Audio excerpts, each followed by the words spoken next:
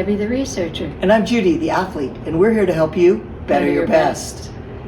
So there's lots of little games that we play, I think, in golf and in archery. I know you've certainly shared many with me, and other kinds of sports where you're trying to get some sort of a score.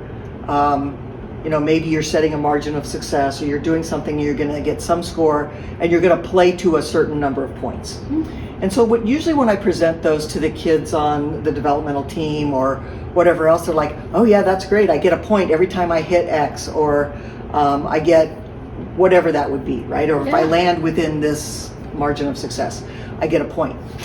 And then when I say to them, but if you don't, there's an outer ring, or there's an outer sort of risk piece, then you get a -1. I suddenly get, what? You'll take points away. And what's interesting is in those games where you are gaining points towards an eventual win that everybody could win, those negatives, if you get your mind in the wrong place, make it very, very hard to ever get there. Correct. That's correct. I've come across the same thing. I remember setting up tasks again and activities for the athletes, and it's totally different. I finally realized one time that you got to put in a -1. I had people who couldn't get the ball to the hole putting, and their subconscious cannot stand to watch the ball roll past the hole, and so it feels terrible when that happens, but it doesn't feel terrible when they're short. And I'm thinking, wait, there's something wrong with that. They can't get the ball in the hole if they don't get it to the hole. So it's a -1 if they don't get it there. And when we put that into the structure of points and added the -1, and if it was short and they didn't get to finish putting even, they didn't get to do the next putt or make more points, then all of a sudden you're changing the feel inside, so that's what the goal is, so that they are actually feeling positive when they get it past the hole now instead, and negative before. And I've done the same thing in terms of hitting greens. Yeah, it's great to hit greens, but if you don't hit the green, it's a -1.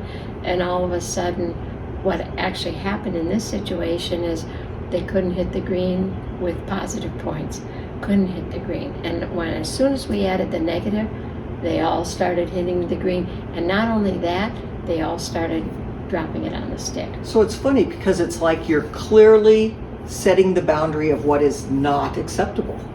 True. Right? Yep. So that's Drawing a -1. line. You're drawing the line, and you're saying below this, you're going to lose. Correct. You're going to give up. Right.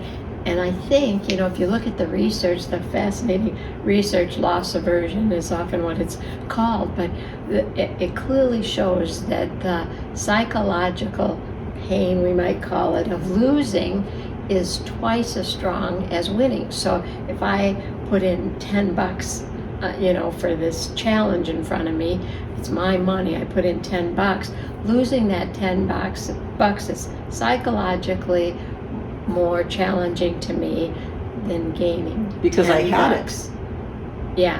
It's a loss, right? I had that money. The other one, I don't have it. I don't have yet, and I didn't have it before, and I don't have it now, right? Potentially. So it's okay, right? Yeah. Yeah, but if I lose something that's my own, it's devastating.